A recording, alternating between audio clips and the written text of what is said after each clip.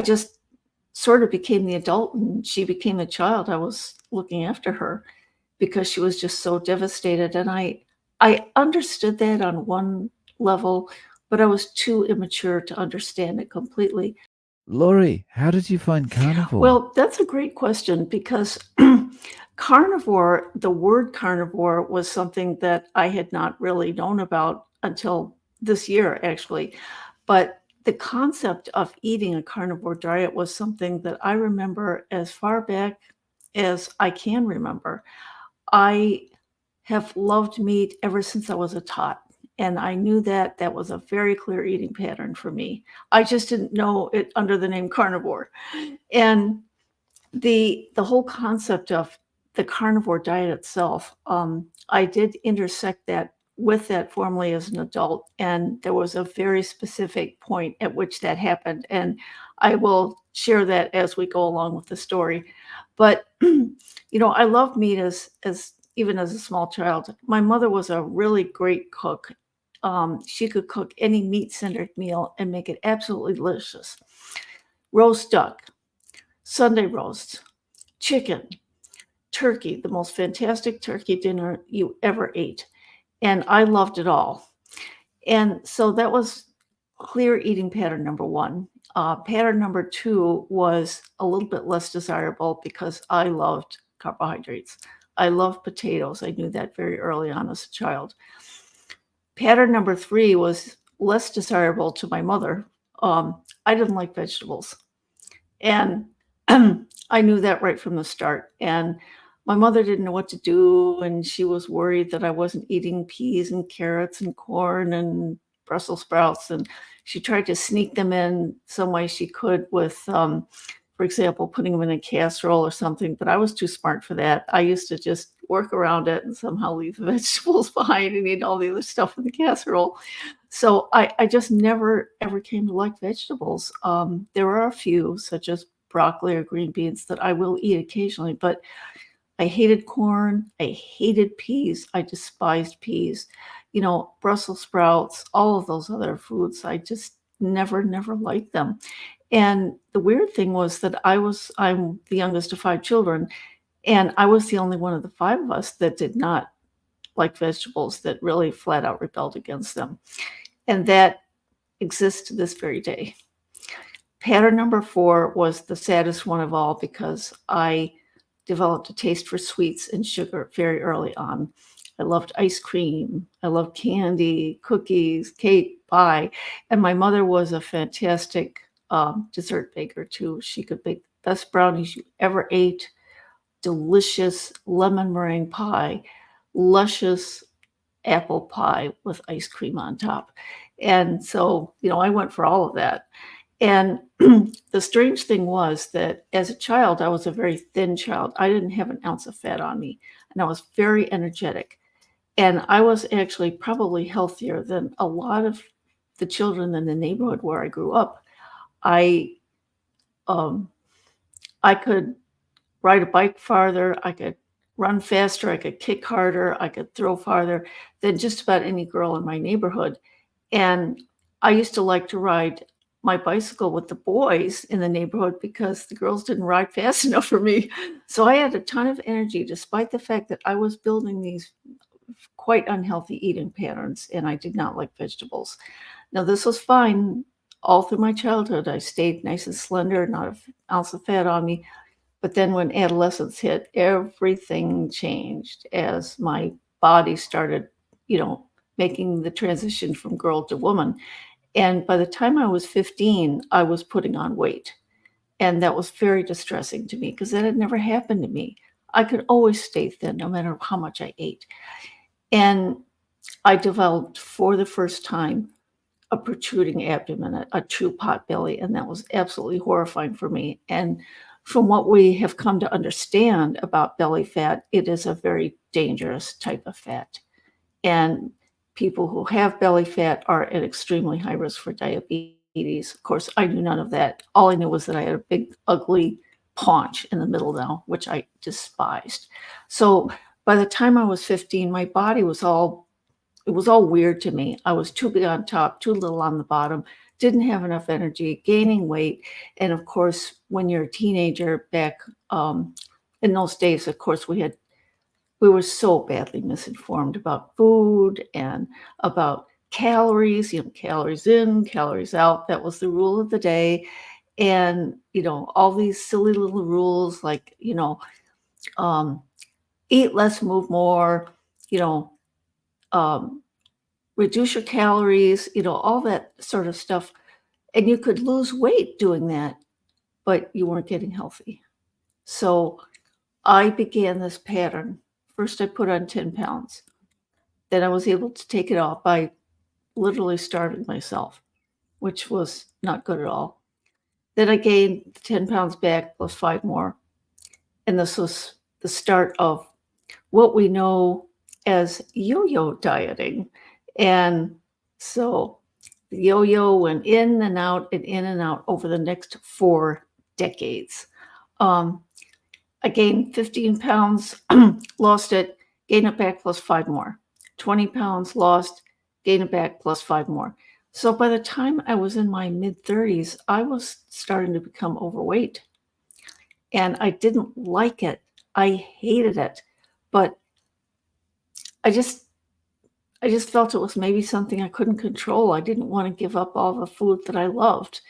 And I noticed something in high school that had never occurred to me before because my father died of a heart attack when I was 16 years old.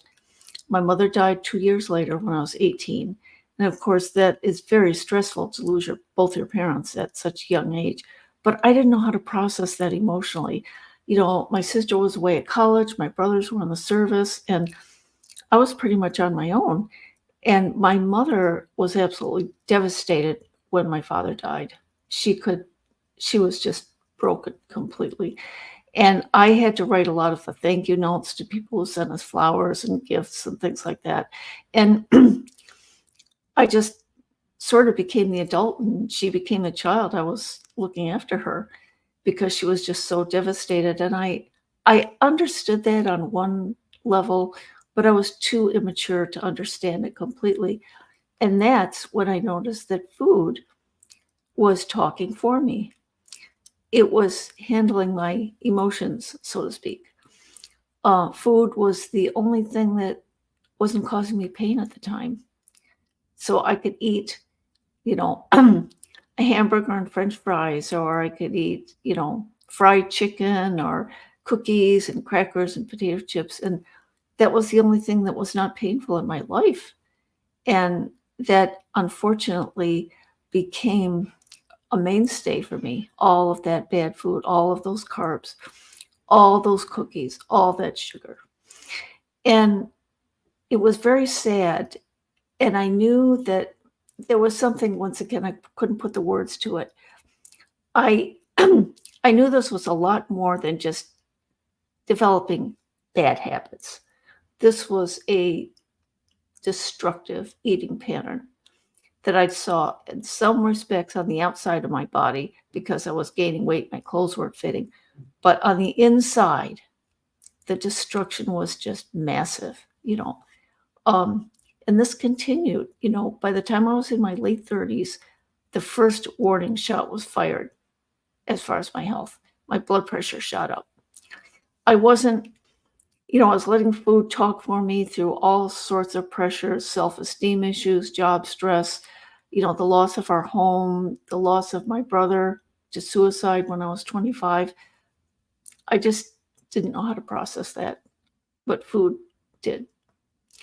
And so this continued, through my working years. And, the more that food started to destroy my appearance in my body, the less self-confidence I had. So I had that to deal with. I knew I looked terrible. I was wearing plus sizes and I had never done that before. It was horrid. And I knew I was getting sicker and sicker and I was having stomach aches. My digestive system was starting to just completely be destroyed. And this continued throughout my 40s and 50s. And all of this destructive eating was a runaway train. It really was. And finally, I started to have very disturbing symptoms related to my digestive system. Blood, you know, bloody diarrhea, stuff like that. So I had a colonoscopy. They did find inflammation, but they just prescribed some kind of medicine. I couldn't remember what it was. And I just went on that way for years and years. And then I thought, well, maybe if I eat a little more fiber, that'll help. Of course, that was a mistake. That made it worse, actually, without my knowing it. But it seemed to make the bloody diarrhea disappear. But then the destruction was continuing and the blood came back. And then the day of reckoning finally came when the doctor said, we cannot save your colon. And so I had to have a complete proctocolectomy. I had my colon and rectum removed.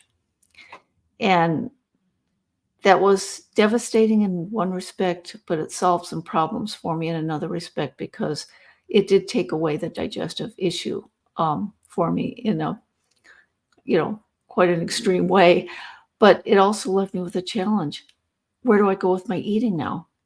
Look at this destruction. Look what I had to have done. Look what all that did to my body. Where am I going to go from here? And why on earth did I get to this point? So, I tried to just start to gradually cut back on the real horrid carbohydrates like the potato chips and the Fritos and things like that. And I managed to do that, but I was still eating a lot of bread and potatoes. I loved my English muffin for breakfast, things like that. And I did manage to somehow get rid of the Oreo cookies and the other snacky type of sweets, but I still liked an occasional piece of chocolate cake or whatever. So I wasn't quite done with carbs and sugar, but I was making some progress. And then I heard about people were talking about something called keto. And they were describing it as a form of eating in which you really drastically reduce the amount of carbohydrates that you consume. And I thought, keto, I can't do that. What am I going to do with all of these carbs? I miss Carbohydrate America. That is the center stage of my diet. I can't imagine giving that up. The only problem is, as the queen of carbohydrates, the tiara that I was wearing was a crown of shame because my body had been destroyed. Now, I had lost some weight after the colectomy operation, but my body was still not in the best shape still. I had a long road to recovery from the colectomy, and I definitely had to reform my eating. What on earth am I going to do? And then I heard about something called intermittent fasting, and that was kind of intriguing to me. A technical writer buddy of mine had talked about it, and she said it made her feel much better. It helped her lose weight. It kept her insulin numbers down because you went for, you had a restricted eating window, and then you went for anywhere from 12 to 24 hours without eating anything. And I thought, I don't know if I can do that. But I thought, why don't I just have my English muffin for lunch? I'll stick within that eating window, have my last meal at 5 or 5:30, and then see if I can gut it out for the next 16 hours. And I thought, I'll try it tonight. If it doesn't work, I won't do it anymore. So I managed for the first night, and I thought, I'll try it again tonight. Second night, check. Tried it for a third night, check. This was working. So I was still eating carbohydrates, but at least I was, somehow giving my body a break from constantly consuming, a high carbohydrate diet. And so that was actually helping. And I think it was helping me to recover from the colectomy operation. And the GI doctors were happy with the progress I was making after the operation. So I was glad about that. And then I saw a video on YouTube from Dr. Robert Lustig, Lustig. Now, Dr. Lustig, I don't know if you've heard of him. He is I hope I get this right, pediatric endocrinologist based out of San Francisco. I believe he's retired now. But he has done a lot of work with young people. And he has been absolutely horrified by the destructive impact of junk food, carbs, and sugar on these youngsters. He has had children 8 and 10 years old with type 2 diabetes and fatty liver. What a tragedy. And he had done a lot of research on the destructive impact of sugar. And that was really the slap in the side of the head that I needed, because he was talking about all the destructive things that sugar does to your liver, how it messes with your glucose levels. It just screws up the health of your cells. It's not good for your mitochondria. It's just bad news all around. And the interesting thing that he shared that I didn't know was that when you eat any carbohydrate, like let's say you have a piece of toast, there are enzymes in your saliva where when you chew on that bread, it converts to sugar. So by the time that bread starts its journey down your esophagus, it is sugar. Plain and simple. And so I might as well have been eating a candy bar, when I had my English muffin. So, oh, brother, what am I going to do now? My English muffin has to go.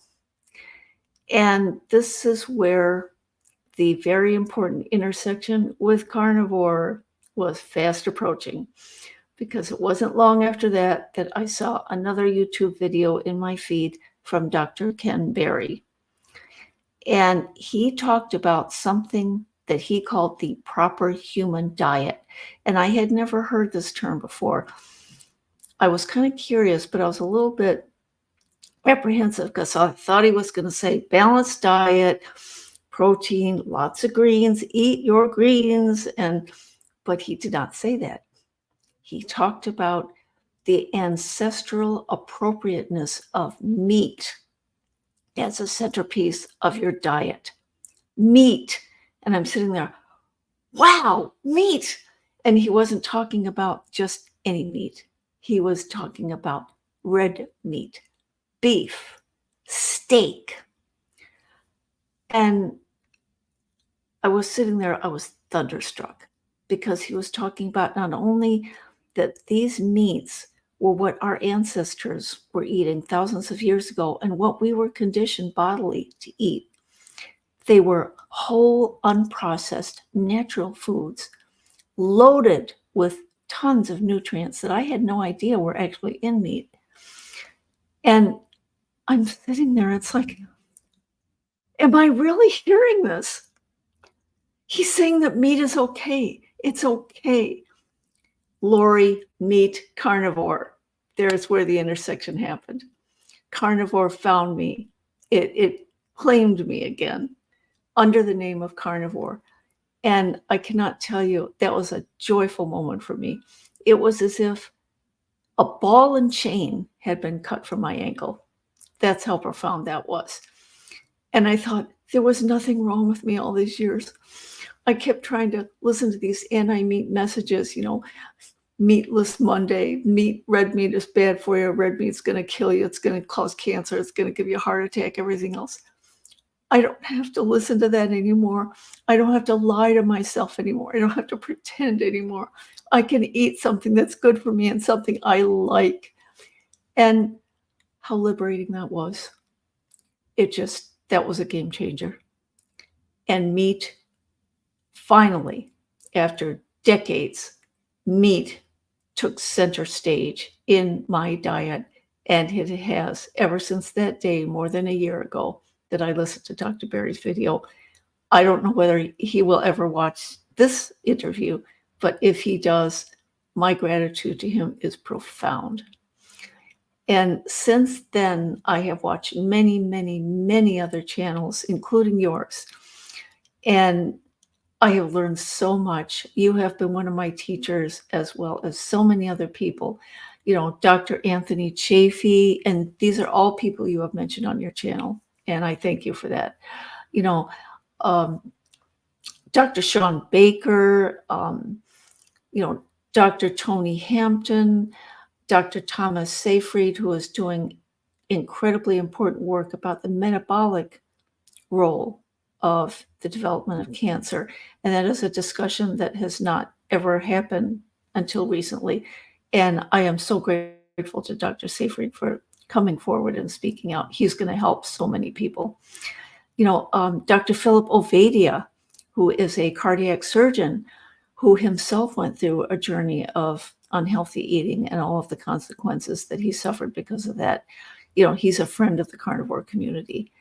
And so many others. Dr. Paul Mason from Australia. I love listening to Dr. Mason because he knows his way around a research paper. He can bust through a lot of, misinterpretations and bad data, and he's a great presenter. I really enjoy his videos. The website Low Carb Down Under has lots and lots of interesting items. We have friends in Australia, and I thought that was very interesting.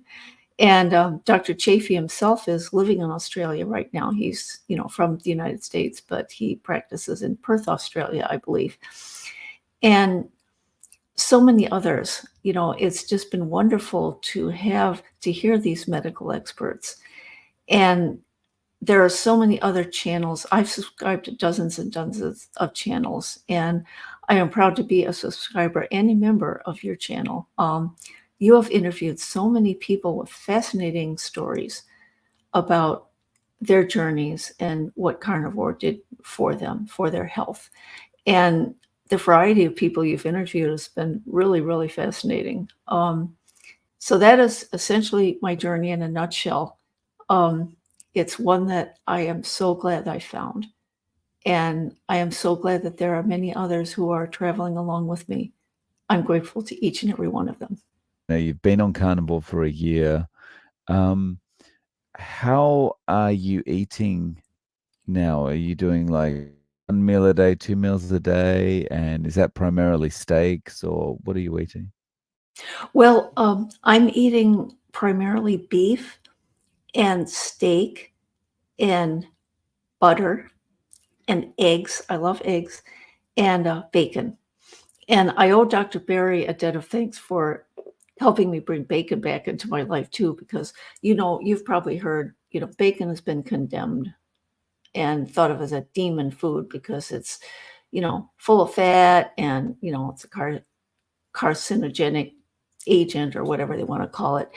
And, most of the carnivores that I have communicated with online, they like bacon. Some people don't like bacon, for different reasons. Our bodies are all different. Sometimes we have different reactions to things. But I love bacon. And when all this anti-fat messaging happened during the 80s and 1990s, and a lot of it was based on what Ansel Keys had pushed onto us, about high cholesterol causing heart disease and things like that, which we know is not necessarily true these days.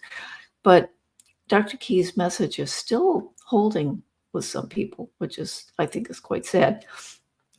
But bacon is back in my life, and I'm very glad of that. I try to read labels. That's one thing about, this dietary journey. Reading labels is absolutely critical because sugar is in everything. You have to watch the labels very carefully, and the fewer items in the label, the better it is. Grocery shopping is much easier for me. So what I typically do to prepare for a day of eating is, I still follow the intermittent fasting routine. I typically eat one meal a day, but once in a while, if I just haven't had enough to eat or haven't had time, I will eat 2 meals a day. My first meal is always around noontime, and that will typically be a bunless burger with maybe a little bit of butter smeared on top and some bacon, maybe 3 or 4 eggs on the side. And, if that fills me up enough, I probably can manage, for the rest of the day. But if I have a second meal, I might have like some leftover steak or, maybe a few more eggs. I always finish my last meal by about 5:30 p.m. I never eat after 5:30 p.m. And I will have in the morning, I will have a cup of green tea. I've always loved green tea, and there's some talk about whether that's not so good for you or not, but it does kind of help me to just kind of get the morning started, and it's a clear liquid. So I feel like it's not really interfering with anything. I am getting some blood work done pretty soon, so I'm hoping that the results will be good. I do expect my LDL to probably increase from my last set of labs, but I'm not as worried about that as I was. I might have an argument on my hands about if they want to put me on a statin, but I'll just take that. I'll cross that bridge when it comes. The LDL thing always interests me as, because the doctors can never look at it as a nuanced part of your whole blood work and everything else, you know. That's true. Um, Yes. so if I compare my physical results, my blood work and everything from 3 years ago, and Hmm. I'm scoring worse now because my LDL's so high, but Yeah. every other metric is better. Yeah. Yeah. But I'm a D versus an A because my LDL is higher. It's, there's almost no talking to most of doctors about it, it's just LDL is bad. That's it. Yeah. Yeah. Because the idea that high cholesterol, quote unquote, causes heart disease and strokes, that still has a very strong grip on the medical Mm. community. They can't seem to shake that off, despite the fact that there have been tons of efforts over the years to really bring out the data that shows that LDL is not a significant factor in the development of you know coronary heart disease, and that there are other factors that play a much larger role. Because from what I understand, and I'm not really trained or educated, so I'm just saying what I've read about.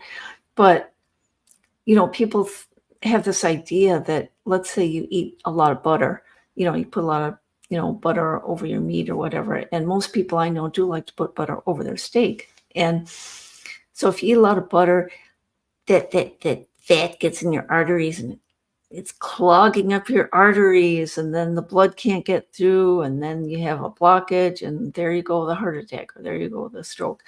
But actually, the thing that's causing those blockages is some sort of plaquing, and I don't know much about that, but it's not just a matter of eating too much fat and gets it messes up your arteries. It's far more complex than that. Yeah. I think it's interesting because humans are kind of contrasted like that.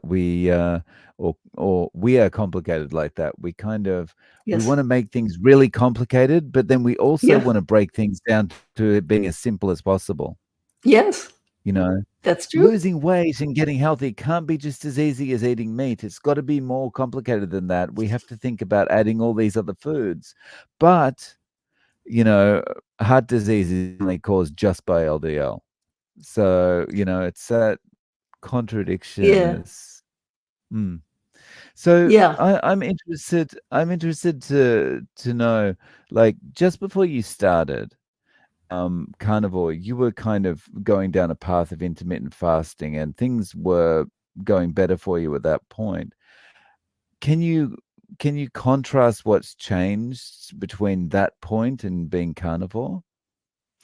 Well, I think the major difference is that now, um, that I consider myself carnivore, I know for sure that carbohydrates and sugars are no longer center stage in my diet. And when I first kind of made this kind of gingerly transition, I still wasn't entirely confident that carbohydrates were going to get out of my life. I still felt that carbohydrate queen crown that was it still felt kind of soldered onto the top of my head. And now the crown is gone. I tossed it out. So, and the thing that kind of surprised me in a pleasant way is that people sometimes talk about getting a craving for a piece of cake or whatever. Um, and I haven't really felt that. Because all it takes for me now, I was in the store just yesterday, for example, because I had run out of eggs, and there were all these Christmas cookies out now, and they had delicious frosting on them, and that's the sort of stuff I just gobbled up constantly. And I was standing, they were right near the checkout stands, and I was standing right next to them. And, you know, I looked at them and I thought, now, do I want any of those? And it's like, I thought maybe the answer would be yes, but then it turned out to be no, because I had to ask myself, do you want all the destruction that went with those? Do you want those items that destroyed your health, that ripped your colon out of your body? Do you want to eat that again? No, thank you. So I was just fine. And the other thing that I think is a difference is that now that meat is once again the center stage of my diet, I have a far greater appreciation for how good it tastes. Carbohydrates were so much, they were grabbing so much attention that even though I was eating meat at the same time I was carbohydrate queen, I wasn't appreciating it enough because carbohydrates were demanding all the attention. Eat more of me, eat more of me, eat more of me. You don't want that stupid meat. That doesn't matter. We matter. We crackers matter. We French fries matter. And they don't matter anymore because now I know I can cut into a delicious ribeye and boy, is it good. And I appreciate that now in a way that I never did when carbohydrates were the star of the show. You had I'm gonna say this incorrectly, but you had probably, but you had the colectomy. Yeah, Um, proctocolectomy, that's what they called it. Proctocolectomy. So, um, I guess so you have like a bag now Yes, that you yes. you kind of wear. Okay. So do you notice or did you notice any change with, how things were like in between kind of your carbohydrate phase and your carnivore phase? Well, I haven't really noticed any um, change in how I feel as far as like when I eat, when I eat meat, I can still eat meat without any problem, even with Mm. the device. I do have to take smaller bites. And one thing that I'm still struggling with is I was always a very rapid eater. I used to just, wolf things down really fast. And sometimes if I eat too fast now, with the device, I will get some cramps. But if I just take it slower and eat smaller bites, I'm fine. And I have never had any problem digesting meat, eating meat, um, since I've had the operation. And I did ask about whether it was okay for me to eat meat. And surprisingly, my doctor said, yeah, he didn't have a problem with that. So I was very glad about that. They weren't trying to tell me, now you've got to just eat fiber and you got to, eat all this mushy food or whatever. They didn't tell me any of that. Um, so I think as long as I eat, just kind of at a more moderate pace, not just, inhale my food, I'll probably be fine. And the fact, of course, that I'm not eating a lot of things that were causing me digestive distress, like the cookies and the crackers and the food that was fried in seed oil. I was eating a ton of that. That's all gone now. I use only butter and beef tallow and bacon grease to cook with. Nice. And so how have people reacted around you? Well, fortunately, because I live alone, so I cook a lot of my own meals. So I don't have anybody to observe or comment on what I'm eating. Now at work, I do eat like bunless burgers, and I told people they know I had the surgery, and I said, I've got some dietary restrictions now, and I said I do not eat sugar anymore, and no one has questioned that, thank goodness. When people bring sugary treats around, nobody tries to push them on me, and I'm very grateful for that. So I haven't really had a lot of questions or like funny looks or anything like that. Now, the one thing I haven't been challenged with yet is like going to like a big family party or something where there's tons of cake and cookies and all the things that people knew that I love to eat. So I haven't been to one of those types of gatherings yet where they would notice a big difference in what I'm doing now. So I'm a little concerned about how I'm going to respond to some of the questions they might have. Like if somebody says, "Is that all you're eating?" Or, "Oh, come on, have a piece of cake. That's not going to hurt you." As a matter of fact, it is going to hurt me. But I think I know how to gracefully say no, thank you. Or maybe just say, just put the piece of cake on the table and just kind of push my fork at it a little bit and then just go off and talk to some people and leave the cake there and nobody will be the worse for it. So I think I have some ways that I can work around that. And I actually, when I go out to dinner, I have what I call my work a menu kit. It's a little backpack I put together, and I've got my own little package of Redmond salt, and I've got extra napkins. I've got a knife and fork, so when I order a burger out, I can order it without the bun and, cut it up with a knife and fork. And, I went to a business conference last year and I took my little backpack with me and nobody teased me or anything. You know, I felt really good about that. Nobody gave me any hassles. Oh, nice. Yeah. Nice. So, what kind of work do you do? I am a technical writer. I write software documentation for business process management. Right now, I'm documenting cybersecurity tools for enterprise companies. So, companies that want to protect their data from hackers and other near do wells and bad actors, we make that software and I document how to use it. Um, and how how has your feeling about the future changed in the last year, or has it changed at all? Well, I think I feel better about myself in many respects because I'm not lying to myself about food anymore. Um, the challenge is that I cannot use food as a crutch anymore, because that means going back to sugar and carbs. So if I'm feeling stressed or unhappy or sad or whatever, I just have to cry it out or talk it out or something because food is no longer a crutch. So in some ways, if I feel some pain or stress or anything that results from something negative in my life, it actually hurts more emotionally now than it did. At the same time, I am not hurting my body. And I feel, you know, I don't, I feel a little bit more flexible. I don't have the stiffness. I don't have the pot belly anymore. And this diet, carnivore diet, was the only thing that made that pot belly go away.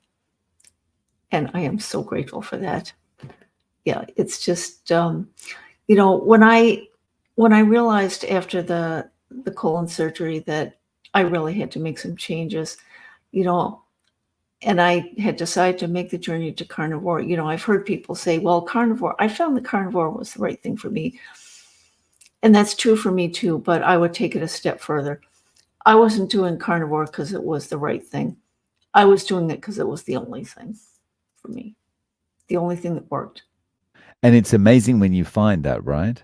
It's Yes, like nothing has worked, but I've finally found the keys. yeah, Yeah, that's it. It was yeah. the lost keys, and I finally found them. And that's a great analogy because how many of us have lost a set of keys and they were lost for years and years, and all of a sudden you're cleaning behind the couch or something. Oh, here's that spare set of keys that I thought had disappeared. It's almost like that. Right. And so, Laurie, do you have a YouTube if people want to reach out to you? Yes, I just recorded my very first video. I've got to put it up live, and I'm hoping that that will be done by tomorrow. But as you can see on the screen here, it's Lori at Carnivore Cheer. And so if you search for Carnivore Cheer, hopefully, about 24 hours from now, my first video should be up there. I gotta just do a little bit of cropping and editing before I put it up live, but it'll be there before the weekend is out. Nice. Well, I'll link to your channel in the description. Thank you. And Laurie, I really appreciate you coming on and sharing your journey with us today. Thank you so much. Oh, well, thank you. It was an honor to be invited to come and interview with you, and I am so grateful for everything that you have taught so many people. Um, you've done some really wonderful work, and I want to thank you for that.